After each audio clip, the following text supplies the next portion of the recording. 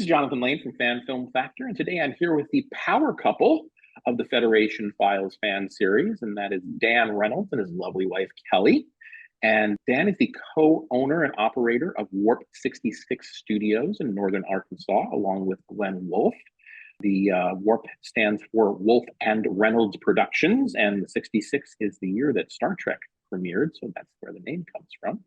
And the Federation Files is a fanthology series, I suppose you could say, because every episode is a different story with different characters, but always Star Trek based. Many of them filmed on sets at Warp 66, some of them written and produced and directed by Dan, some of them written and produced and directed by Glenn, and all of them quite excellent, including their most recent release, Mother, which is what we're going to be talking about today. But first, welcome back to Fan Film Factor, Dan and Kelly. It's been a while. How you guys doing? Hey, we're doing good. Thanks for having us. Yeah, thanks for having us, John. Always a pleasure. Our friends from Arkansas, all of you, there's so many of you, make some great fan films. So talking about Mother, the thing that I find most interesting about this particular fan film, I mean, it was enjoyable. I enjoyed watching it and seeing the story, but the story itself was written by Larry Brody, who turns out actually wrote 2 Star Trek episodes. He wrote for the animated series, The Magics of Magus 2, and then years later, he wrote the Voyager episode Tattoo. I guess they rhyme. They both have the 2 in them. So, but and he also has quite a Hollywood resume of episodes from various series that he's written. If you go to his IMDb page, it's quite extensive. But anyway, I guess he created the story for your episode. But Dan, can you talk about how that came to be, how you came to know Larry and discover his unsold script, and how that turned into a fan film?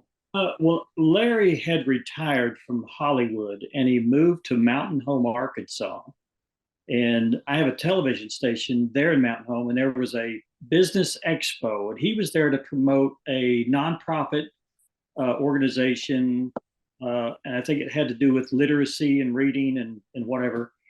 And someone came to my booth and said, "You need to meet this guy. He's from Hollywood." I said, "Okay." So I went over and met. We're not so bad. Yeah, guys from Hollywood. So he was outstanding. He had a big cowboy hat on and a leather fringe jacket, and he's 6'2" and intimidating, and had the whole, the whole Hollywood attitude. But he was friendly, he was nice, he was engaging, and we became fast friends. And I helped him with a few projects. I even allowed him to come on our TV station once a week, and he did a little kind of like a Bill Maher interview thing with different people in the community. So our friendship lasted several years, and then he retired from his retirement and he moved to Oregon. And we kept in contact.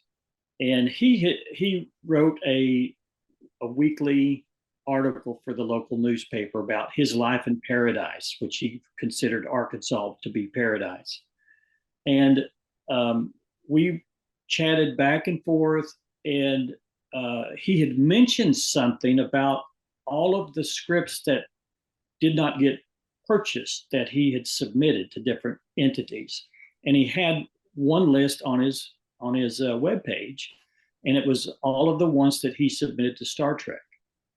And we had Glenn and I had just finished one of our latest films, and I had been on his website and noticed the different ones, and I thought, how cool would this be if I could collaborate with Larry on one of his stories? And I picked 3 out and sent them to him, and I asked him if we could collaborate in some way. And he said, "Oh, sure, yeah, that'd be great." He said, "These stories are basically dead. Star Trek's not going to buy them, but I want you to do Mother." Out of the 3 that I picked, he wanted to do Mother. He said, "Take those story ideas, flesh out a story, submit them to me, and I'll guide you along, because I'm not a seasoned professional. We're just amateurs here."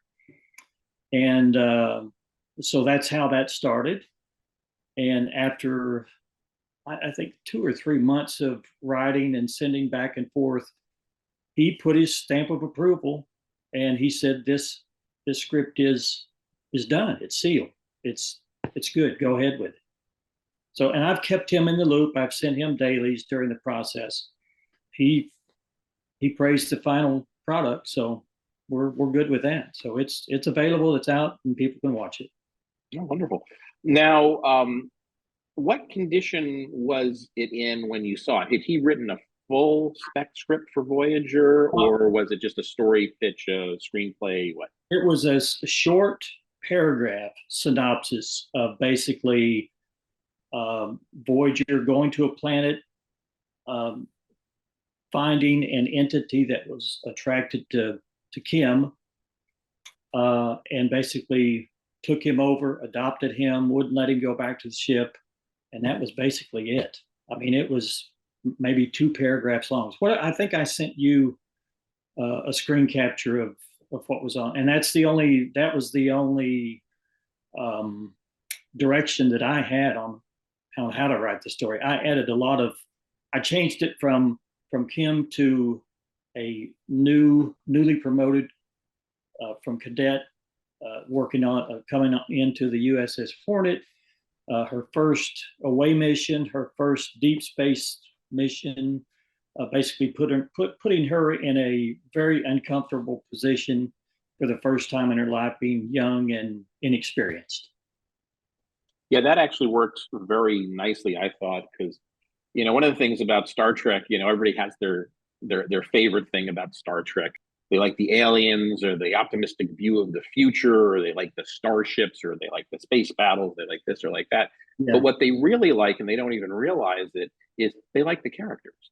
Yeah. Star Trek has never been about just the story. And that was one of the things that was established early on by Gene Roddenberry, and then later on, Star Trek The Next Generation by Michael Piller said, it has to be a character-focused story. You can't just say the Enterprise encounters such and such. You have to say Riker does this, or this happens to Geordi, or this happens to Beverly, and then get from there to what's happening on the Enterprise. Right. So that's always been the crux of Star Trek. And so by focusing very much on this, young, just promoted, I guess Lieutenant JG, was he? JG, junior grade, yeah. JG, yeah. They kept calling her JG. I thought, well, I guess, they call you ensign, and they can call you lieutenant, but I guess they call you JG just to make sure. I got some direction from Larry. I was too proper in my writing. I tried to fill in too many details, thinking that and this is what I learned from Larry. He said, "You're writing way too much." He said, and this is the flaw of most young writers, is they, especially when it's a visual medium, you really don't need to say anything. If you can't show it, you don't need to say it twice. And he would send me little notes back. I've got long notes. It's just amazing. It tickles me to be a part of this. But he would say, there's too much word vomit. I love that. And that stuck with me. And he said, your dialogue should only be 3 sentences and no more, unless you're doing a captain's log or a speech or something like that. He said, if there's more than 3 sentences, the 4th sentence needs to go to the other character. And if there's too much dialogue for those 2 characters, then someone needs to walk in and give those lines to some of those characters. So, and I had written this, I had this grand adventure that I wanted to make a full 1-hour episode. But from all of the instruction and the criticism and the editing that he wanted me to go through, it ended up to be half of that long. I could have made it longer, but I think what you need in a story like this to make it longer is to interject or to introduce more problems or more interaction with and building of characters and that kind of thing. So it was a huge learning experience for me. Yeah, and that it happens to a lot of fan film writers, and in fact, one of them had recently asked me at the end of last year to review a script that he had written, and I one of my pieces of feedback, I didn't use the word vomit. I do kind of like it's kind of colorful, but what I said is people don't speak in exposition. Right. And there were all of these incredibly long pieces of dialogue that went on for like paragraphs where the person would say, and of course, I remember about your father when we served on the whatever together, because he knew my, my aunt's ex-husband, and it just went on and on and on, and and then all this stuff, and it's like, oh yes, well I remember that too, because that was when we lost my and it was just like, okay, we don't need this. Yeah. And the funny thing is, it wasn't really even necessary for the story, at all. It was just, okay, I want you to know who these characters are. And I said, do I really need to know that about the characters? Isn't it? Now that being said, I just said to you, it's always about the characters, but it's about what the characters think and feel and do, not necessarily who they are. And if you need to show who they are, then show who they are. Do not tell. Show, don't tell. Is a very important writing thing. So anyway, I gave this person a whole bunch of feedback that I'm not sure he wanted. I think he just wanted me to say, this looks great, go for it, and make a fan film out of it. And I was thinking, it was an exercise in writing for him. He felt good about the writing process. And I think that's okay, maybe a book form, but if you're doing a script, it needs to be a lot shorter. Yeah, that's true. And honestly, that happened to me in Interlude. When Victoria Fox took a look at my script, she liked the script, and then proceeded to give me like 3 different things that I needed to kill.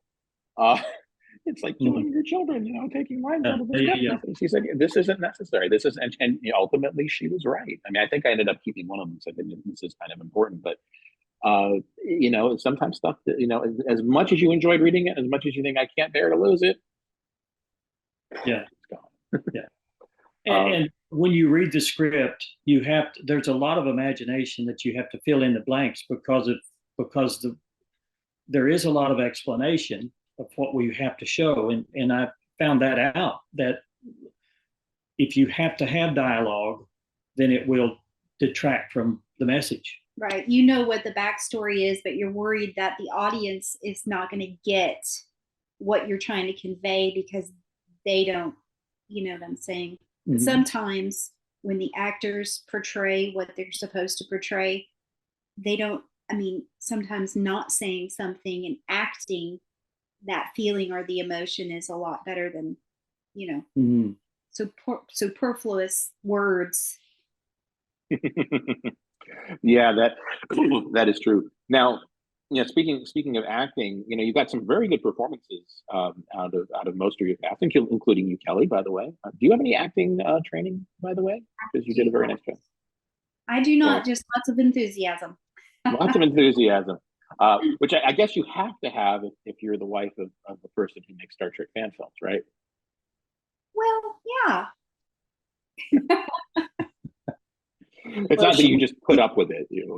She talked to me about the character, and she wanted to know what I thought who the character was, what she wanted to be, and that kind of thing. I said, well, you're a science officer. I want you to have a Spock feel, but you're not Vulcan. I'm not Vulcan. You do have emotion. You do have say so, and you might be a little snarky at times. And but you're the captain's right hand person.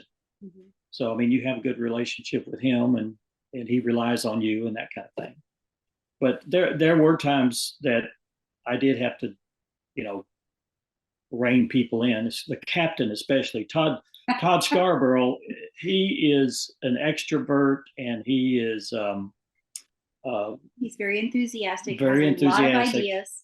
A lot of ideas. He would call me and said, I really feel at this scene when the engineer says, we're dead out here, sir. You need to cut to me, and I need to give a solemn close-up look of concern to the camera. I said, no, we're not doing it. And I Who said, directs the director, huh? he wanted to be the director, the star. Oh my, he directed everybody. And it was fun on the set, all I can say.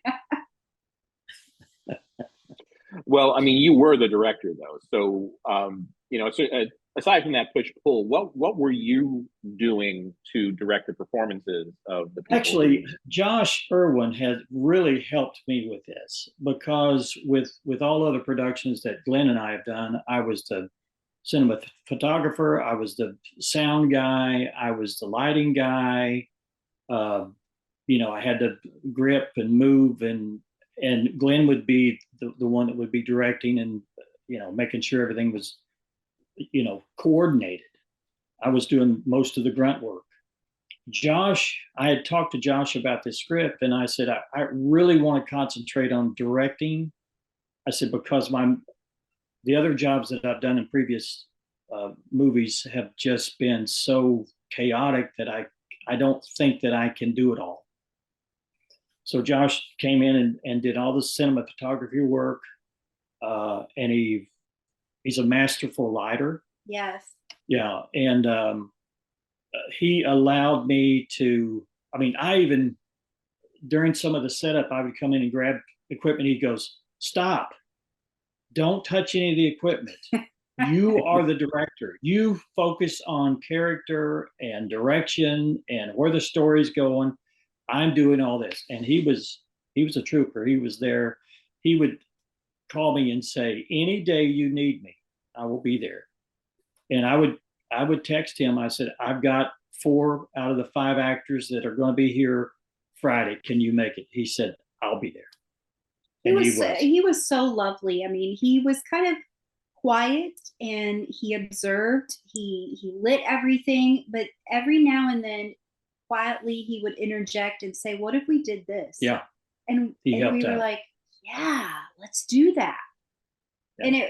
And the whole experience was just awesome. Yeah. I mean, the cohesiveness of everyone, fun we had, and yeah, like you said, Josh is amazing. Yeah, it was a true collaboration with everybody. Yeah.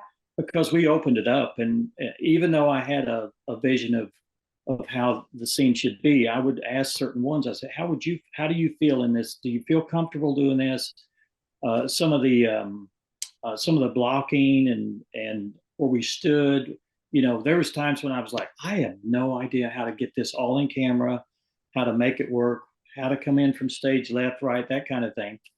But we just all worked it out, and it was one of those collaborative efforts, which is memorable when you're doing a film. There's nothing worse doing a fan film when you have no money and the actors don't want to do their lines, or they want to show up, or they're always concerned about when they're getting pizza, or I'm leaving early, those kind of things.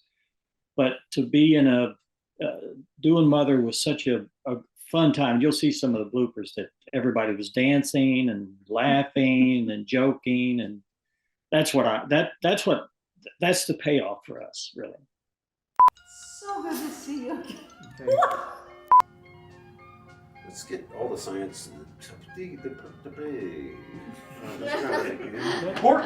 We'll start over. So everybody else did good. From the top, okay? All right, here we go. Continuous roll. Here we go. Quiet, please. So let's get an away team on the surface and find out about this new life form. Well, if it is a sentient life form, let's see if it's not hacking anything off. And, asked for that one, didn't I? The word minimal. Minimal. Minimal. I mean, you're saying, am I hearing that wrong? Minimal. Minimal. Minimal. Minimal. Minimal. Minimal. Minimal. Minimal. Okay. Minimal. No, you're saying men, like minimal. women, men. Minimal. Okay. Flicker lights. Okay, double take. Now don't lean forward. Just your head. Just my head. I Just your literally head. look and then I look back. That's exactly what we want you to do. Exactly that. Were you recording? Jeez, I hope so. Yeah, but she talked in the middle of it. She's Yeah, it's smiling like- and talking. it's That's it. That was it. Mother, 14C, take 1. Action. Energize. Aye, Captain. Is anything wrong? There seems to be a flight. Seems to be a flight problem. Yeah, there's a flight problem. Okay, let's start it again. Fly problem. All right. Engineering. Send a maintenance. Damn it.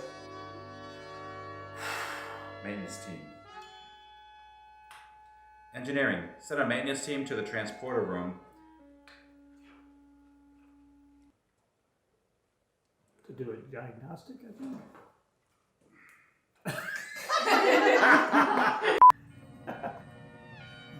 Just so you know. Go ahead and slate it. Any day now.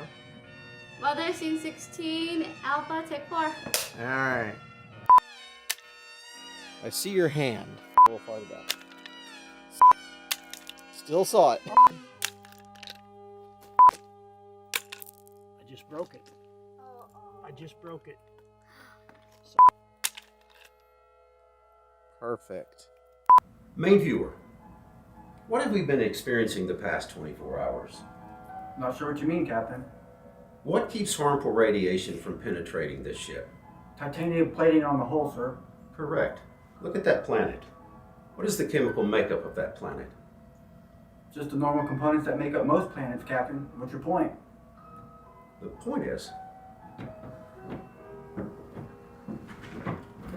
Excellent. That's a threat, yeah, man. Okay, This is take 2 on the take 2. planet wide.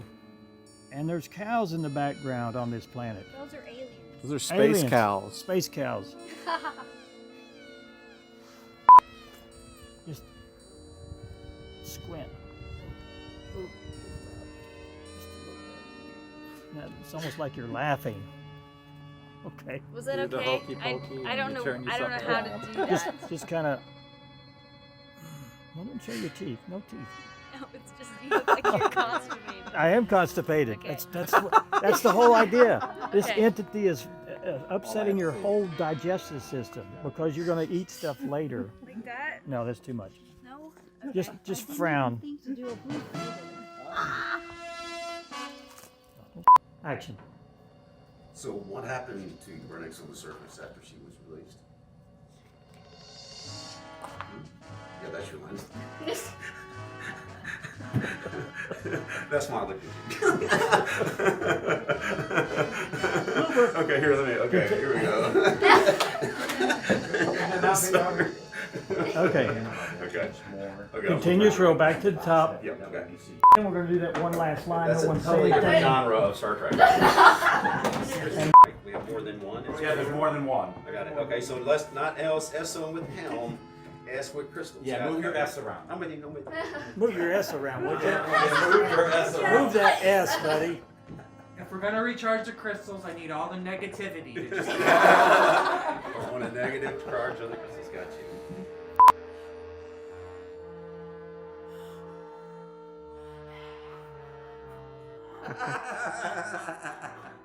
It's cold out here.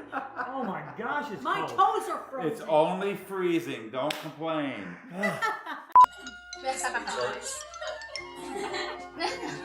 He's working. Pex.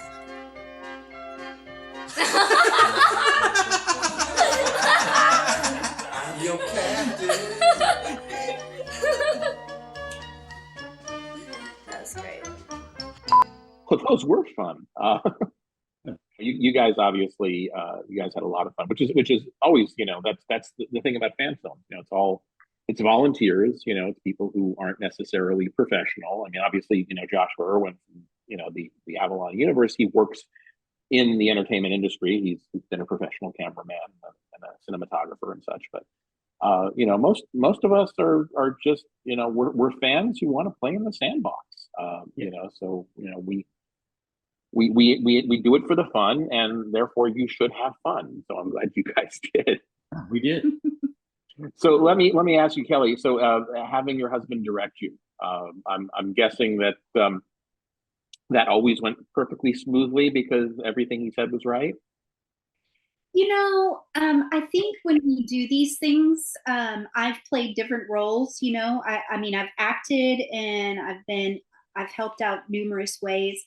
I do defer to him. I mean, I can be professional.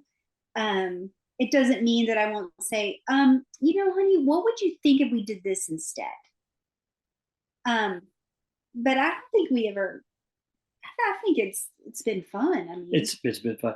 The only part that I think in this shooting was threw us all off is when we shot in the quarry and it was like 40 degrees.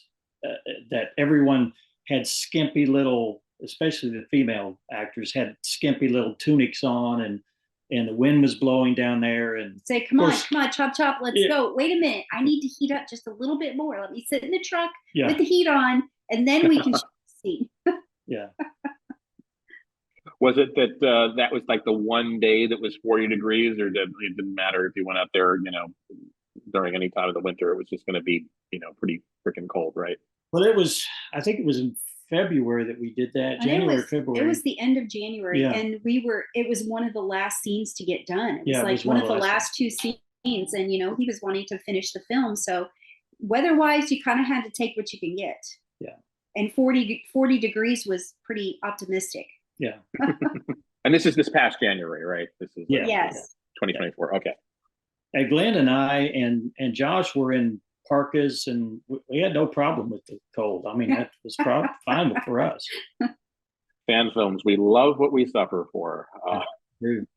We had family members. We had Ryan, who was the engineer, his wife, which was at the helm station, his daughter, and he had two daughters that were in this one too, and they filled in for us because some actors didn't show up the day that we were, and Ryan happened to be there doing his engineering, and I said something about it, and he said, I get my wife and daughters to help, and they did superbly, I thought. Now, Ryan, and this is, I don't want to say anything, too negative on this, because I think everybody did a great job. I know they were all volunteers, but it looked to me like Ryan was struggling at some point, and I don't know, was he reading off of cue cards or teleprompter? Was he trying to memorize? No. I think Ryan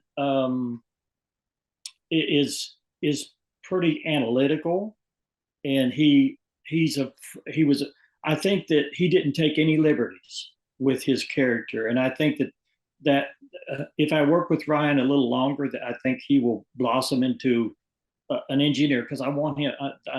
I've got some story ideas for the next episode with some of the crew of the Hornet, but I think if he would have spent more time developing his character and being more comfortable with doing the lines. One thing that he did do that a lot of the actors that have been in other productions before, they learn to be comfortable with their character. So a lot of times they don't actually say the lines exactly the way it's written on the page. Ryan did that. He wanted to make sure that he read them in a concise way. So he was memorizing them then and delivering. He was memorizing them because I think he was focused on more of doing it that way than being more out of body with the character. But I thought his performance was good. We did have some struggling times with getting words a certain way, but he's got a big heart, and I think he'll blossom into a phenomenal engineer character, because I really want to have him come back. Oh, and obviously if he's having fun, that's the most important thing. But I was wondering if he was reading off of a cue card or a teleprompter, or if he was trying to memorize it. I know, some people, they come to film shoots having not learned their lines, which is even more frustrating because then they're there not remembering what they're supposed to say. and there was even one person in my fan film who was that way. I won't mention any names, Alec. But some people shouldn't act. I mean, some people are better off behind the camera. And Ryan has been on set before to help us. But I wanted an engineer, and he is a person that works with electronics all day, so he understands the process of what an engineer does, solving problems. He's an engineer who's actually an engineer. That's pretty cool. Right, exactly. Yeah, and I kind of looked at it that way. I said, I hope people consider that. But we'll work with him on doing lines. And he did say he went through a little operation here not too long ago where they put probes in his back, and it made him lose weight. And then he had a bout of depression over it. Side effects, yeah. So, and he was doing this fan film during that process, and I think he was struggling with some things. Okay, well, I'm hopefully this helped them come through it. If you guys had as much fun as you did, and it was a family activity for him. He's in a great place now. That is good to hear. Yeah, and I'd love to see him again, and I'd love to see more development of him as an actor. It's not easy acting. It's not easy getting in front of the camera, especially when you have to memorize lines. Whether you know them back and forth or not. The first step is to know your lines. The second step is to know your character, and the third step is to put those together, deliver a good performance. And it's not nearly as easy as a lot of people make it look. So, but that's once you get past those phases, then that's when you have fun with the character. Right. Once you know your lines, once you know your character, then you really start to have fun. That's kind of where at the stage where I'm learning, because I will learn my lines and I feel like I really know my lines. And then you get in front of the camera, like you said, and it's a whole nother ball of wax. It's like, oh no, they're recording this now. It frees up. I mean, that's just right. It's just normal. Deer in headlights. Yeah. Line.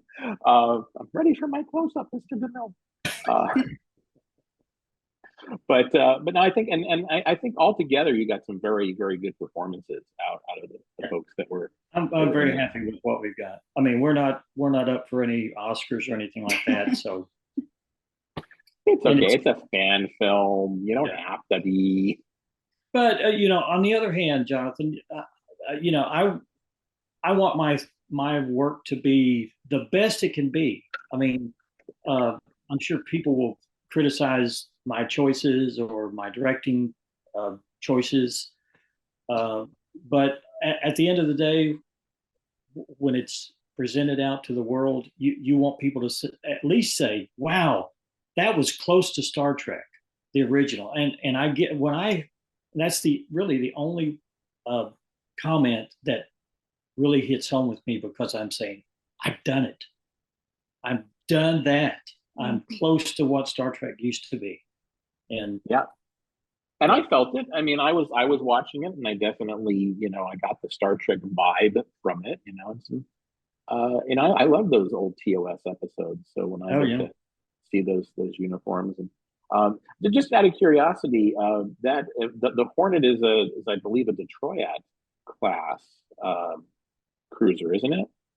Detroit, yes. Yeah, and it's a scout ship. And when I was looking for a ship, I just had this idea that why does it have to be a Constitution class ship? Why can't it be a scout ship? Why can't it be a deep space exploratory mission or a group of people that go in behind the Enterprise and they do extra work, or that kind of thing? It's a smaller ship. I found the model. I don't know that it's canon, TOS canon, but that model design has been out there for quite a while. I took the model and I altered the shuttle bay a little bit and changed some of the things on it. The NCC 1124 is the day we got married. Oh, So I wanted to have that as a reference. And the Hornet it just sounded good to me. I chose that one as one. So. And the name now of did the you? Yeah, and the name of the shuttle is named after her daughter, my stepdaughter, Oh, what was the name of the shuttle? Sydney. Sydney. Okay, well, that works. Yeah, Now, was that a CG model or is that like an actual built physical model? that was a model that I downloaded and then I've repurposed. But that work was all mine, all my CG work. Okay, cool. Anyway, what is next for you guys in the Federation files in general? Well, Glenn is all over the place as normal. He's willing to do a 1998 instead of 1999, Space 1999. He wants to go a year before and do one called 1998. We've already shot footage of that when we were at the missile silo, 2 years ago? almost 2 years ago. Yeah, we shot some footage there, and he came out in a white uniform, and so a lot of that's going to be green screen. I purchased a full mock-up of the moon base Alpha, and these are 3D models where you can manipulate the camera, and so we're going to do the action, and I'm going to try to manipulate the angles for the camera and the action inside Moonbase Alpha. How about the Eagle control, the Eagle cockpits, yeah, all that stuff. Yeah. Oh, I can't wait for that. I'm making a 3D printed wrist. I don't even know what they are. I'm not really deep into Space 19. Armbands. The armbands that go around the wrist, and then he's got a helmet that he's got, and but as you know, Glenn will have an idea, or somebody will be talking to him, and they'll say, "Well, what about this?" And he goes, and the next day it's like, "I got this idea for a new script. We got to do this." So I think there's 3. He wants to do a Jurassic Park one. And he came to me and he said, "Can you do dinosaurs? Can you do CG dinosaurs?" I said, "That's way out of my league. I can't. I can make them stand there, but I don't know if I can make them move." So he has to get real dinosaurs. Yeah, I guess we'll have to. Well, I know that Glenn told me he actually bought Jurassic Park Jeeps. Is that right? Yes, he bought the little ATV things. He went to Indiana. No, I'm not talking toys. I'm talking about actual ATV yes. Jurassic Park things from a collector. Yeah, he bought one and hauled it back in the back of his pickup truck, I think. I mean, it's one of these little mud buggies with 6 wheels. I don't know if I've seen it. Yeah, but he showed it to me, and he's painting it identically to the series. So, oh man, that's where we're at. I want to write another Hornet episode. I'll be in Glenn's Jurassic Park episode. Let's go on location to Hawaii, and we can do that. Okay. There's worse places to be, I have to tell you. By the way, Missile Silo. You guys heard of Missile Silo? Yeah, we shot. Real 1960s actual defunct missile silo. Yeah, it's like 6 stories in the ground, and it was amazing. Here in Arkansas. They let you go into those things? Or is it like some kind of museum, or? No, it's a Airbnb. Yes, Airbnb. Yeah, the guy rents it out for $300 or $400 a night, and it's quite bizarre. It's got a long tube where the missiles were, that where they would take them from one location to the next. It's got 3 levels, and there's huge, massive springs on the floor where if there was a bomb that hit, it wouldn't, crumble. Just the doors going from one section to another, like massive. Like 3 feet thick. Oh 3 my feet. goodness. Just It was- amazing. It was It's an cool. Airbnb. Yeah. Yeah. That's Arkansas never ceases to surprise me. Yeah. All righty. So how long until we see the next Federation files something or other? Oh gosh, I don't know. Since Mother is finished, there's some footage we've already shot for some other ones. I don't know what script Glenn will bring, but I don't think it will be a Star Trek episode.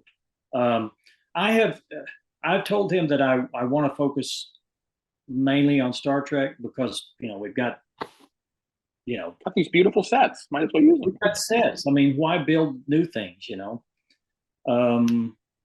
And I think Josh is going to help him with the Jurassic Park one. That's out of my league. I don't think that I could do that justice. So I guess once we come up with the answer to that question, we will let everyone know. All right. Well, I will be looking for it whenever it happens. I will definitely watch it. So anyway, Kelly, Dan, I want to thank you for your time today. This was a lot of fun. Thanks for having us, Jonathan. Thank you We for appreciate having it. us. Yeah.